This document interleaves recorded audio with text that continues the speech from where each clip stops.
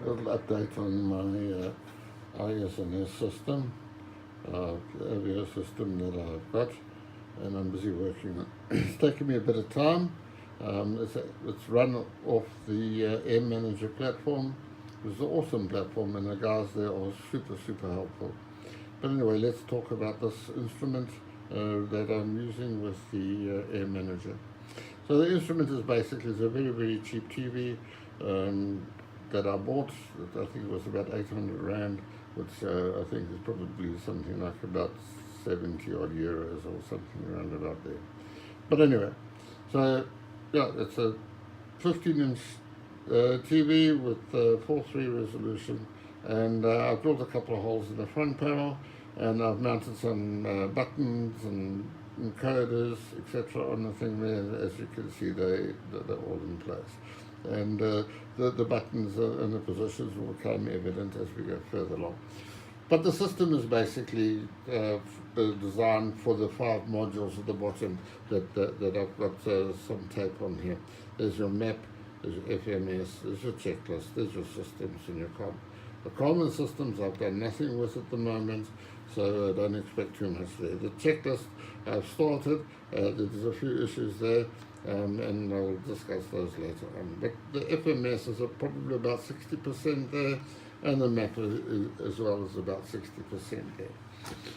So we have 4 tiles. We have the left and right at the top tiles, and the left and right at the bottom tile. So this top right-hand tile here is basically fixed, which is your flight level management. And as you can see there, we've got the ailerons, the rudder, the elevator, and the flaps, which are all there, as you can see. And then we've got the fuel pressures, oil pressures, temperatures, etc., all the different gauges. Then you have the primary instruments over here, which is the EDIS-1, and you've got your tax and your fuel flow meters, etc. Now this tile you cannot change. It's fixed. It's there. Nothing can change. This tile here we can change, and we can put up as whatever instruments we want, but we cannot alter the do anything about altering anything here. All the altering of the instruments, etc., will be done on these 2 tiles, and you will see there. This is a purely display only tile, and this is the tile. This is the encoder that changes what we're going to get. So here we've got the primary instruments that we're going to. Then we're going to change, and we can show the ND. We can't alter anything on the ND. It's just purely a show thing. There we've got our flight plan progress. We can go through the flight plan progress quickly. That's your from, that's your active, that's your next waypoint, and that's your destination. And the purple or the magneto line, whatever, shows you what is actually active at the moment. It shows you your directions and your distances and your ETEs, etc., as you go along, and your identifiers for the points. Down here, we're going to see the aircraft position. You're going to get your lat long, your flight phase. As you can see here at the moment, I've got to set the taxi, but you'll get taxi, you'll get takeoff, you'll get departure, climb, en route, and all the different phases of the flight. You get the offsets here, you get your wind directions and your magnetic variance. Over here, you're going to get your FMS messages, like as you can see there. We have the airport is not approved for GPS, and then we'll acknowledge it and it'll take that out. But that's all within the panel. Anyway, so we're going to go along, and I'm going to turn this thing back here, and we're going to go back to the primary instrument display. Now we're going to bring up the map. As you can see here, I'm going to push the map button, and up comes the map. And I want to bring the map down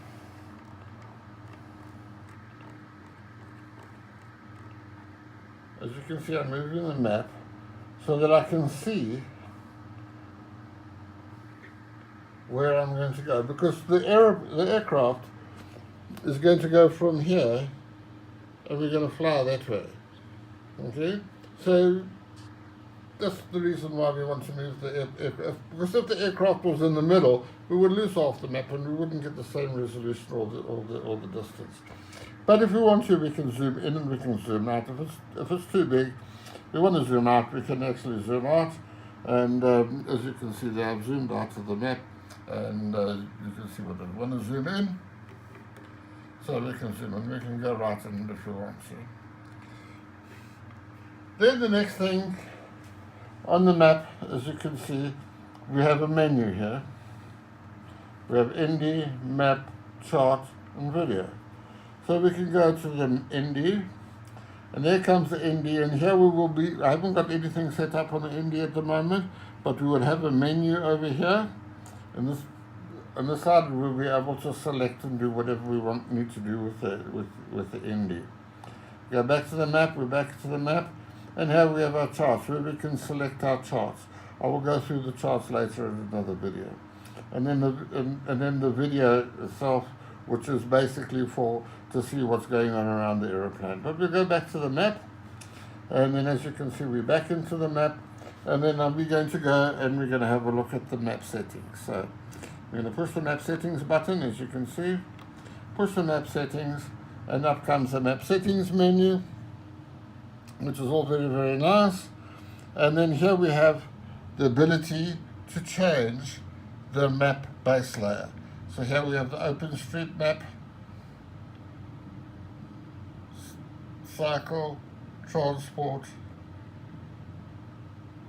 And if you notice here, by turning, I'm turning these, I'm just trying to get the thing so that you can see better. But by turning this, I can enable and disable the base layer.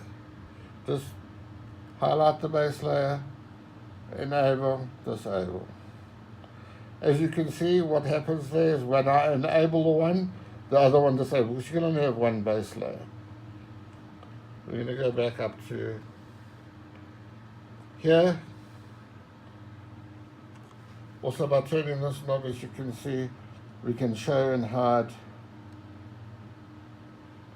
the different map layers, show, hide, and these will be showing the hide the NDBs, the airports, etc. The same thing goes all the way down, and we can show here. Here, when we do the overlays of the charts on the map, here we get the transparency or opacity, and then we can change it from 25% up to 100%. Here are some legends. I'm going to just quickly show you. I'm going to show two legends so that you can see the legends when we go back to the map. Zoom level, this is a zoom level we're in. At the moment, OpenStreetMaps only recognizes zoom level, which is 1, 2, 3, 4, which is the same zoom level that you do when you download your scenery. Here we have the selection of the text size. This is the text size of your map layers. What I'm talking about these map layers, the text sizes of the identification. So we can change the size from maximum size 18 pixels down to 8. I find 12 to be the best that we have. Then we're going to move along, and as you can see, I'm going to push the XM settings button. And then the XM weather products come up. Here we got the same thing here. We can show the XM legends. We're going to show that one. Next road. We're going to enable next road. Here we have the ability to the echo tops. We can move the height that we want to, the echo tops at. Freeze levels, etc. All this hopefully will become available when we move to the Windsor Loft. We can show and hide. Same thing with the Windsor Loft. We can show and hide the Windsor Loft. And then we're going to show the legend for the Windsor Loft. Okay. Then we're going to move back. As you can see here, we're going to push the return to map button, and we return to map. And here you can see we've got the we have the legends, winds aloft with the different view. Here we show the direction of the wind, here the speed, and here the ages, which is how old the data is. Here we've got our XM menu. Here we've got our next red menu. We have our flight position, and we have our zoom levels over here. So we're moving on there, it's quite nice, and we're all very, very well and good. But we want to now move. We can move the map. As you can see, we've pushed the map across. It's across both screens. Push it once again. Let's move to the right-hand screen. Push it once again, back to the left-hand screen. All very cool. Now we're going to want to bring up the FMS.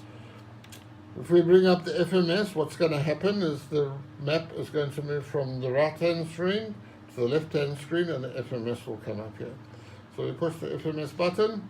As you can see, the FMS has come up here, and the map has come up on the side. Everything is fine on the map. It all works exactly like it would do on the left-hand side. FMS, as you can see here, the green is where we want to set and we want to change. If we want to change a setting on the FMS, on the flight plan, this is where this will be done. The different colors represent the grey will be your origin, the purple is your the current active, the blues will be your departure, the grey will be your en route, the dark blue would be your approach, and the brown is going to be your missed approach and go around, and then your final point.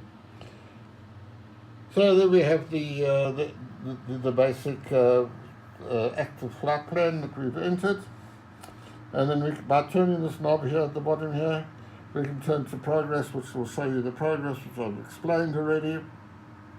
This is the route, this is your route management, where you will enter your flight plans, modify flight plans. As you can see here, we have an active flight plan, we have an edit, we have a create, and we can delete the flight plans. Then by turning that same knob, this one here again, we've moved over to the nearest. This is the 8 nearest airports. As you can see from the airports here, you've got the airport identifier, the direction, the distance, the frequency, and the runway length. The runway length, you can change your search level by the runway length by changing and pushing this button and changing the runway length, and it'll change what's involved here. The green marker, as you saw there, we can move it down, and it'll pick up. If you want to use the radio, we can then go up here, we can turn to the radio, and then we can move down this marker and pick up, and then we can say COM standby. So if we push this button here, where it's on standby, it'll take that frequency, the COM2 frequency, and I'll move up here to COM2 standby, and we'll put the frequency in there for you. All done nice and neatly. So that's your nearest airports. Then by pushing the button on the right here, we can go left, nearest airports. We've got nearest navgates. Same situation, as you can see here. Nearest nav is nav2, by highlighting whatever, it'll move the nav2 over.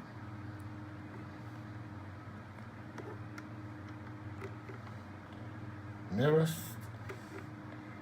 fixes. Those are the different options that we go through just by pushing this button here. And by turning this button again, oops, sorry. There we go to user. I've got no user waypoints, etc. in there.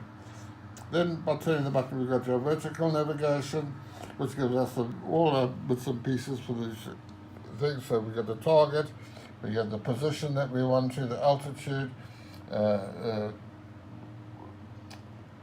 position, the altitude, the various refs, etc. Required vertical speed, actual vertical speed, the ground speed, and then at the bottom you get the JD, ED with your distance and your ETEs, etc. So that's basically the FMS system. I'll just flick through it so that you can have a look, and you can see how responsive it is. This is very, very awesome. If I wanted to have the FMS on the other side, I'd push here, I would push the FMS button, and you can see the FMS is now on both pages. If I push the FMS button a third time, what happens is the map comes back to the, sorry I bumped the thing there, the map comes back, and you have your FMS on this side, and you have the same functionality on the right hand side with your FMS. Checklist. Now as you can see, we've got the map on this side, we've got the FMS on this side, and I want to bring up the checklist because I want to check something, or the checklist. So I can push the checklist button, and what happens is the map moves over and the checklist comes up. And then with the checklist, as you can see here, we've got the checklist menu and the checklist for the different aircrafts that this thing will be able to do. So we've got the C-130, we've got the Eclipse 500, and we've got the 737 Zebra. And by selecting those, we'll bring up the different checklists and we can go through there. Turn the procedures, EFI, oxygen, weather, and all the different procedures that we want to put into there, we can do that. And then we can bring up the manual here. In this case, it's the manual, and then you can see the different chapters for the different manuals. Yes, and we can now, if you want to push the checklist button, because we want it onto the right-hand side, we push the checklist button one more time. We'll bring up the FMS, and we won't see those, and that's how it works. Very, very similar to the to everything, moving everything else over. So that's basically it, and I mean everything works from both sides. Bring back the map, push the map button again,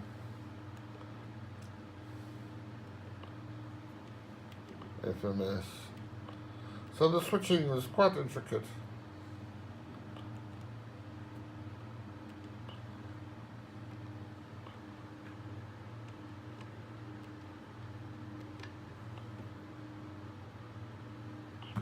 And that's as far as I've got for now. So I hope you enjoy it, and this is what can actually be done with Air Manager.